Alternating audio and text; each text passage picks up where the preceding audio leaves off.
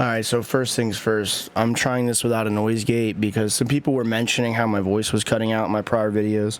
So let me know how this sounds. There is a fan running in the background, but it's not going to pick up too much. It's usually the air conditioner during like the spring and summer that's going to really pick up. That's why I use the noise gate. But I'll tweak it as such when that time comes. Let me know if this is better. It should pick up everything. I know depending on the tone and the volume of my voice, it can just cut out with the noise gate. That's the downfall to it, and I should have tweaked it earlier. But today we're going to talk about music while drunk and time perception, like how just 5 p.m. just turns into 5 a.m., just like that. So yeah, I always would binge music while I was drinking, and I knew, I would find a new song, and usually like depression, like type songs or like emotional type songs that really hit the feels. It was hard for me to listen to sober. I'm getting much better at that now, but they would cause me to want to drink, right? And this was like a never-ending loop. I'd find a really good song and it would make me depressed and I'd want to drink, and then when I would drink, I would binge it even more. So like, I'm trying to just think of a random song, right? And I'd be listening to it and vibing with it throughout the week. And I knew Friday would come and I would drink. And I knew that song was going to get played for a few hours. Like a perpetual loop. I'd just be staring at the music video, just soaking in the emotion. But I was also drunk and numb, right? And I would do this. I remember when A Day to Remember the End of Me, it came up on my Spotify as like, it was played so many times, and I watched the music video so many times. Like every time, like for a long time, I would just drink on the weekends and listen to it at the end of the night. Like I'd be out partying, doing whatever, and I'd come home like 2 a.m. and I'd just binge it. Many songs I've done this with. It's countless. I can't even count how many songs. I'm sure you can relate to it too. You have to disconnect from that emotional attachment, because it's not healthy to like vibe with stuff only when you're intoxicated. Like I've always liked music. It's just I knew I want to be blasted and just like fully soak in the emotion. And that was a part of the addiction too with it. Like, I'm serious. Like, I would just have a music video on repeat. And I just sit here and watch it like for an entire hour straight. And a part of that was just from being so blasted drunk, Or like randomly on my playlist, like I'd vibe with any song, like on another level it felt, but in reality it wasn't another level.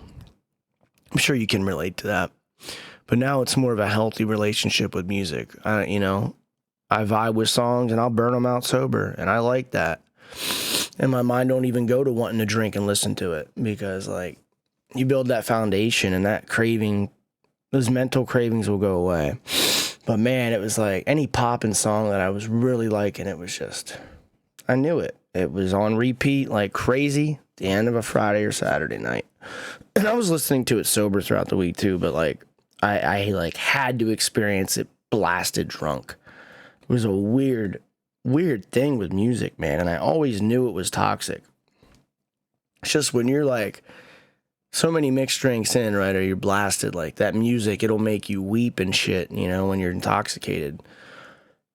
But I did have a song several months into sobriety that made me bawl my eyes out, and it was Lifetime by 3 Days Grace. I was lifting weights, and I was going through their newer album, and that song was like one of the first songs I clicked on, and it made me bawl for like I would bawl my eyes out while lifting weights. It's the first time I've cried listening to music sober in a long time now. When I was blackout drunk, God only knows, I don't even remember half the emotions I went through, but that song hit me in the feels. There's been a few that have done that since I've been sober, but that song in particular, I remember. Whew. It's Lifetime by 3 Days Grace. I have newfound respect for the new vocal artist. I'm big on Adam Gontier, and I've sort of resented that band since they split, but Matt Walsh, I think his name is. he stepped it up on that album. He was great with Painkiller and, I Am Machine and all that, but that song Lifetime, dude, that's amazing. But yeah, music.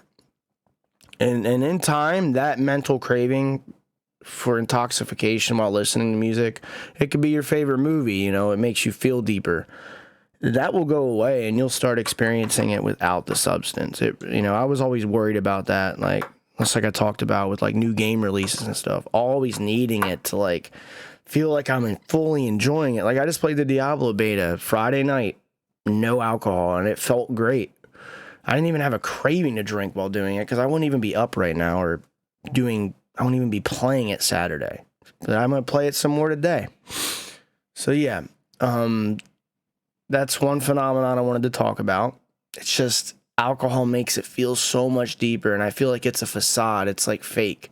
You're not actually feeling that. You're just numbed out, And then you're in this perpetual loop. Everything you're addicted to while drinking, like music, social interactions, you have to break free from that stuff. A lot of people are stuck. I'm not super social, right? But a lot of people are stuck in getting intoxicated and going out to the bar or parties and socializing.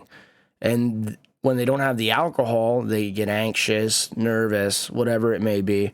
So they're addicted to dumbing their nervous system down so they can interact more, and then that becomes a social habit the rest of their life. Or that a lot of people are stuck in that. It helped me as well, but that wasn't the real construct around my binging. It was more of like a personal thing. Once I started drinking alone, I picked up like, you get what I'm saying. Sorry if the compressor should be working. I hope it's not topping out too much. I'm keeping the compressor on so it doesn't red bar. But yeah, time perception is another one. Like it's incredible to me how you get home 5:30, you start drinking, you hit that 3 to 5 mark, mixed drinks, and like 2 to 3, and you're just buzzed, and then you just etch right into being drunk. It's like you hit 7, 8 drinks, then you're just pounding them, making them half and half. You're just getting severely intoxicated within like 3 to 4 hours, right? There wasn't like one drink an hour. I'd always have that standard, like I'll just have one an hour, right? I could do that for so long and it's out the window. I could sit here and drink 2, 3 mixed drinks an hour, and they were quite strong. 8%ers, I could have a 12-pack of them kicked. That took longer, but I'd be super intoxicated. And the problem was I would never realize how drunk I was, which was dangerous.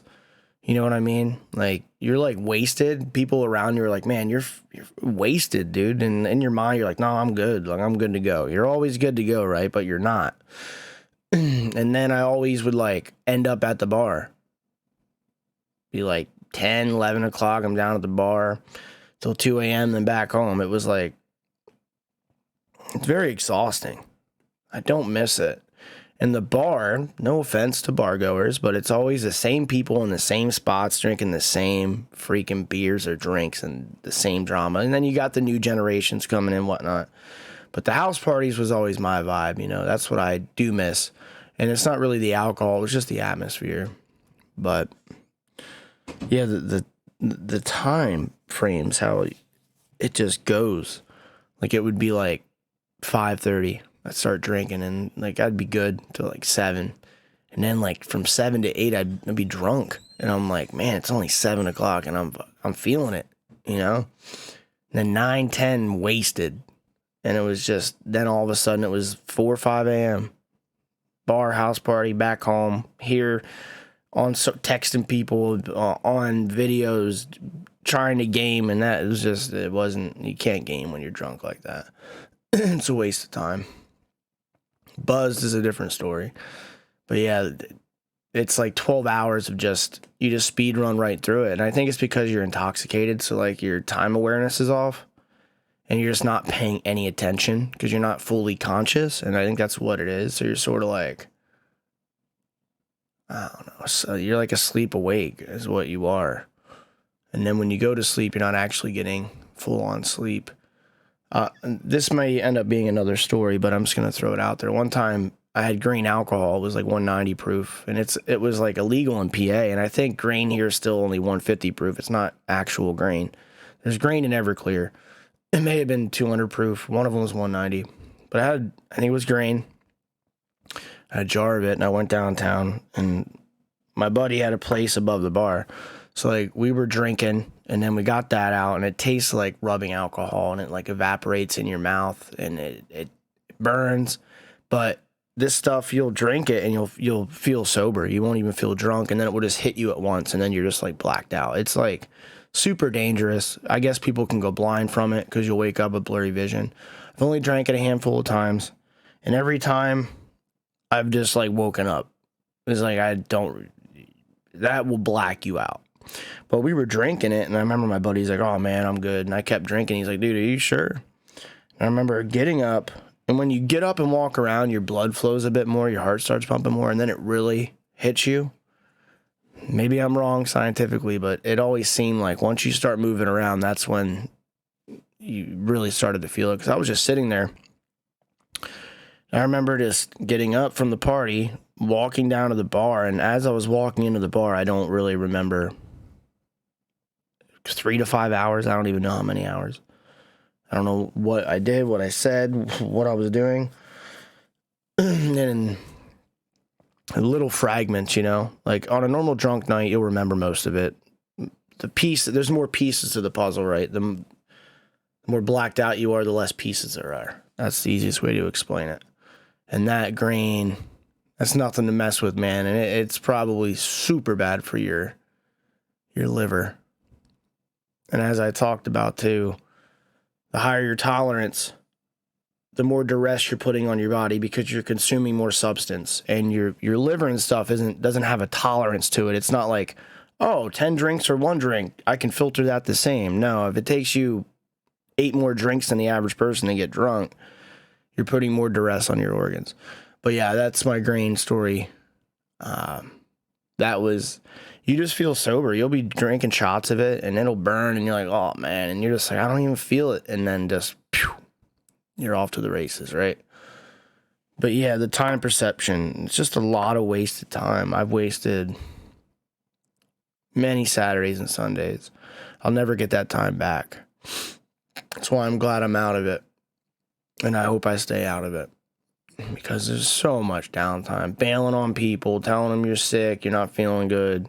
It's because you drank, and you need that allotted time to rest. And if you don't get hungover, then more power to you. You're still toxifying your body. You're still spending your money. Like, you know, that's another video. The people that are like, I don't get hangovers. Well, number one, you're drinking so much, you're just used to it. So you're still a degenerate. Or if you're just 1% that just can binge all night and not drink water and not sleep, and you just get up and you feel hunko-dory, then good for you. Congratulations. People say that like it's a badge of honor. Like, I don't get hangovers. I drink all the time and never get hangover. I binge drink a whole weekend and don't feel like crap at all. Well, more power to you, dude. No one cares. You're still a degenerate messing your body up. You just don't lay around and have the repercussions. Hangovers saved me. So people that don't get hangovers, I feel like they're going to be more susceptible to drink all the time. If I didn't get hangovers, I definitely would have drank every day. Are you kidding me? They were like the snake bite that stopped me from drinking. Like, I would think about sobriety more, and I wouldn't drink during the week because of hangovers. So you better watch out if you don't get hangovers and you're touting around thinking you can just drink all the time. Like, I never got people like that, and I've encountered many, and they say it like they're Superman or Superwoman, and it's like, these people probably drink like 2 beers, and they're like, oh, I feel fine the next day. Drink half a handle of liquor and tell me you're fine the next day. So that's a trigger to me. And then, you know, a lot of people, everyone's a high tolerance, you know, can drink 50 mixed drinks and 30 shots. Everyone's that way, right? But then when I was at the peak of my binge drinking, I could drink enough to kill a human being. There were people that would talk about drinking, they'd come out and they'd be passed out or puking.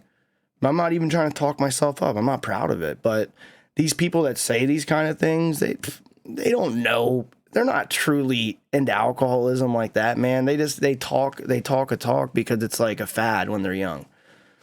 You know, and it's not people that talk that way, they sort of sound stupid to me because I never wore it as a badge of honor. I knew I could drink a lot of alcohol, but it was sort of like I always envied the lightweight. I wish I could have had 2 mixed drinks and been wasted off my ass. You know what I mean? Like, who wants to consume all that? I remember drinking almost a case of beer, and I'm like, man, I'm drunk, but like I had to go through. I would always vision the amount of alcohol that was in that case. That went through my body just to get a drunk like that. And it's nasty carbs, no nutrient junk. Like, it's disgusting. Like, I really look at beer and liquor as like disgusting now. Like, my whole mindset changed. I always looked at it that way in a way, but now it's like, since I'm so far apart from it, it's just, even if I relapsed tonight and took some shots, I guarantee I would throw up. And I'd be drunk super quick. My tolerance would be obliterated, but it would come back that quick. It would only take 2 or 3 weeks, and I'd be drinking, an absorbent amount, probably maybe a month. But I would throw up. The 8%ers I used to drink, are you kidding me? They're disgusting. They're absolutely disgusting. But now here I am rambling. But yeah, time perception and music, man.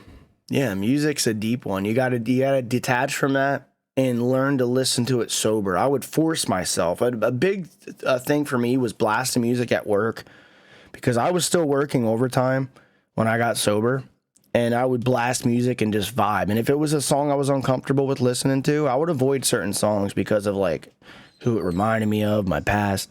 I would skip it or I would avoid it. And then when I was drunk, I would binge it.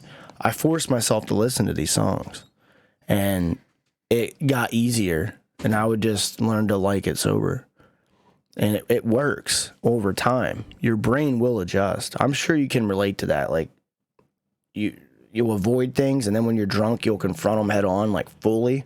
It's not a healthy way to do things because you're just building up emotion while you're sober. But music's just a non-issue. A lot of my issues are non-issues now, but they could always become issues again. So you got to be wary of it. But yeah, thanks for listening.